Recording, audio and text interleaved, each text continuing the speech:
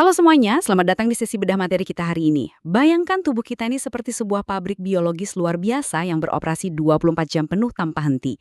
Hari ini kita bakal membedah tuntas gimana pabrik pencernaan itu bekerja. Siapkan catatan kalian dan yuk kita mulai eksplorasi seru ini. Di sesi kali ini, kita punya 6 topik menarik. Kita akan mulai dari konsep dasar makanan sehat, lalu lanjut ke 3 zat gizi utama. Setelah itu kita ikuti perjalanan makanan mulai dari pencernaan di rongga mulut, peran lambung dan hati, proses penyerapan di usus halus, sampai ke tahap akhir di usus besar. Oke, kita masuk ke bagian pertama, konsep dasar makanan sehat. Aturan emasnya begini teman-teman, makanan itu nggak bisa cuma sekedar bikin kenyang, ya kan? Harus bergizi buat ngasih kita energi dan ngebangun sel-sel tubuh. Tapi, ada tapinya nih, yang paling penting itu harus higienis. Percuma banget kita masukin nutrisi banyak-banyak ke dalam perut kalau ternyata makanan itu bawa bibit penyakit yang ngebahayain tubuh kita. Jadi, bergizi dan higienis ini mutlak harus jalan bareng. Lanjut ke bagian kedua, 3 zat gizi utama. Bicara soal zat gizi, karbohidrat ini ibarat bahan bakar utama kita. Tersusun dari karbon, hidrogen, dan oksigen, fungsinya ternyata jauh lebih dari sekedar ngasih kita tenaga loh. Mereka ini juga yang ngejaga keseimbangan asam basa tubuh dan bahkan ngebentuk struktur sel. Bentuknya macam-macam banget, dari glukosa yang paling simpel sampai amilum kentang yang kompleks. Terus, gimana dengan lemak? Pernah kepikiran nggak kenapa mentega itu padat di suhu ruang, sementara minyak goreng itu cair?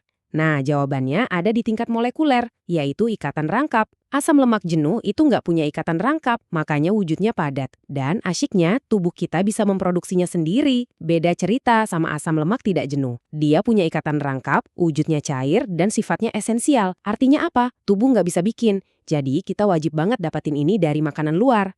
Konsep esensial dan non-esensial tadi juga berlaku loh buat protein. Dari total 20 macam asam amino, ada asam amino esensial kayak leusin dan lisin yang sama sekali nggak bisa diproduksi tubuh. Jadi mau nggak mau harus ada di menu makanan kita. Di sisi lain, asam amino non-esensial seperti alanin atau serin, itu tubuh kita udah pinter banget meraciknya sendiri secara mandiri. Jadi, setelah kita tahu soal bahan bakar kimiawi kayak protein dan lemak tadi, pertanyaannya sekarang, gimana sih sebenarnya mesin di dalam tubuh kita ini ngehancurin dan mengekstrak semuanya? Yuk kita geser dari pembahasan kimia ke anatomi sistem pencernaan. Tapi sebelum masuk ke anatomi organnya, coba deh perhatiin durasi proses pencernaan yang luar biasa ini. Makanan itu cuma butuh 5-10 detik buat meluncur santai dari mulut ke lambung. Tapi, lihat berapa lama proses ekstraksinya. Butuh 2-6 jam di lambung, 5-6 jam lagi di usus halus, dan bahkan sampai 24 jam di usus besar sebelum sisa makanannya siap dibuang. Ini benar-benar maraton biologis yang panjang. Kita mulai perjalanannya di bagian ketiga, pencernaan di rongga mulut. Tahap pertama dari semuanya adalah pemotongan mekanis, alias mengunyah. Di bagian mahkota gigi kita ada lapisan email yang luar biasa keras. Email ini bekerja sama dengan akar gigi yang tertanam sangat kuat buat ngancurin makanan secara fisik. Sementara itu, bagian dentin dan rongga pulpa di dalamnya tugasnya memastikan gigi kita tetap ternutrisi dan bisa ngerasain tekanan waktu kita lagi asyik mengunyah. Tapi ingat, mengunyah aja itu nggak cukup. Tahukah kalian kalau kita itu memproduksi sampai 2,5 liter air liur setiap hari? Wah, banyak banget kan? Saliva ini diproduksi oleh kelenjar parotis, submandibularis, dan sublingualis. Kenapa harus sebanyak itu? Karena air liur ngandung enzim petialin yang bertugas mengubah amilum jadi maltosa pas makanan masih ada di dalam mulut. Plus, air liur ini bantu ngelindungin rongga mulut dan ngebunuh mikroorganisme bendel. Setelah dikunyah sampai hancur, makanan bakal ngebentuk gumpalan yang kita sebut bolus. Dan proses menelan itu bukan sekedar makanan jatuh gara-gara gravitasi loh, ada aksi mekanis yang sangat terkoordinasi. Otot kerongkongan atau esofagus kita bakal meremas, berkontraksi dan berelaksasi secara bergelombang. Gerakan otot yang meremas ini namanya gerak peristaltik, dan gerakan inilah yang memaksa bolus makanan turun, ngelewatin saluran 20 cm ini langsung masuk ke lambung. Sampai deh kita di bagian keempat, peran lambung dan hati. Di lambung ini, prosesnya makin ekstrim. Otot-otot lambung yang melingkar, memanjang, dan menyerong itu nggak pernah diem. Mereka terus ngaduk-ngaduk makanan sampai jadi bubur yang namanya chyme. Di saat yang sama, bagian fundus lambung menyekresikan getah yang super asam. Isinya ada asam klorida atau HCl, pepsin, dan renin. Bayangin aja, ini tuh bener-bener lingkungan kimiawi ekstrim yang diciptakan khusus buat melelehkan material yang solid. Dan saat lambung lagi kerja keras, kita sama sekali nggak boleh ngelupain satu organ penting ini, hati. Teman-teman, hati ini adalah pusat komando metabolisme tubuh kita. Karbohidrat, lemak, dan protein yang kita bahas tadi, semuanya diproses di sini. Hati nyimpen glikogen buat cadangan energi, ngubah galaktosa jadi glukosa, bikin kolesterol, nyimpen banyak vitamin, bahkan tugasnya ngebongkar asam amino buat ngebuang racun amonia menjadi urea. Benar-benar organ super yang multifungsi. Sekarang kita masuk ke bagian kelima, penyerapan di usus halus. Nah, coba bayangkan dimensi dari organ yang satu ini. Fakta anatomi ini benar-benar luar biasa. Usus halus kita tuh panjangnya bukan main.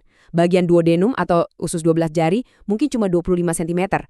Tapi bagian jejunumnya itu membentang sampai 7 meter. Kenapa bisa sepanjang itu? Karena usus kita didesain dengan lipatan-lipatan fili supaya luas permukaannya maksimal. Jadi semua nutrisi esensial bisa diserap dengan jauh lebih efektif. Biar lebih kebayang, coba kita ambil contoh spesifik tentang gimana usus halus menangani lemak. Ingat, lemak itu nggak mempan dicerna di mulut atau di lambung. Jadi waktu lemak masuk ke usus halus, cairan empedu bakal langsung turun tangan sebagai emulsifier, memecah gumpalan lemak besar. Setelah hancur jadi emulsi, baru deh enzim lipase dari pankreas masuk dan motong-motong lemak tadi jadi asam lemak dan gliserol. Ukurannya jadi pas banget buat diserap sama dinding usus. Kerja sama biokimia yang mulus abis. Terakhir, bagian keenam, tahap akhir usus besar. Setelah semua proses panjang tadi, sisa materi yang nggak bisa dicerna bakal pindah ke usus besar.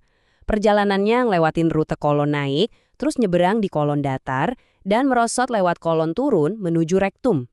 Nah, saluran usus besar ini diameternya lebih lebar dari usus halus, tapi ukurannya lebih pendek. Disinilah sisa makanan diproses sebelum dibuang. Lalu, apa aja tugas krusial usus besar ini? Pertama, dia bakal ngatur kadar air dari sisa makanan dengan sangat ketat, supaya tubuh kita nggak dehidrasi. Kedua, proses pembusukan. Di titik inilah bakteri Escherichia coli bertindak sebagai sahabat sejati kita. Tanpa bantuan E. coli, sisa makanan nggak akan bisa membusuk dengan baik jadi feses. Setelah proses itu selesai, feses bakal ditampung sementara di rektum yang panjangnya sekitar 15 cm, menunggu jadwal untuk dikeluarkan. Sebagai rangkuman dari sesi bedah materi kita hari ini, poin penting yang harus banget kalian ingat adalah ini. Sistem pencernaan manusia itu bukan sekedar serangkaian pipa lambung dan usus. Ini tuh benar-benar sebuah pabrik biologis yang terkalibrasi secara mekanis dan tersinkronisasi secara kimiawi. Pabrik ini beroperasi 24 jam tanpa henti, mengubah senyawa kimia kompleks dari makanan di piring kita menjadi energi murni yang ngebuat kita tetap hidup dan beraktivitas. Jadi, sebagai penutup, coba deh renungkan hal ini. Saat nanti kalian duduk buat makan hidangan berikutnya, entah itu sekedar ngemil atau makan besar, mungkinkah kalian bakal lebih mengapresiasi mahakarya kimia dan anatomi rumit yang sebentar lagi terjadi di dalam tubuh kalian sendiri? Saya harap jawabannya iya. Terima kasih banyak udah ikut menyimak penjelasan materi yang seru ini. Sampai jumpa di sesi belajar kita selanjutnya.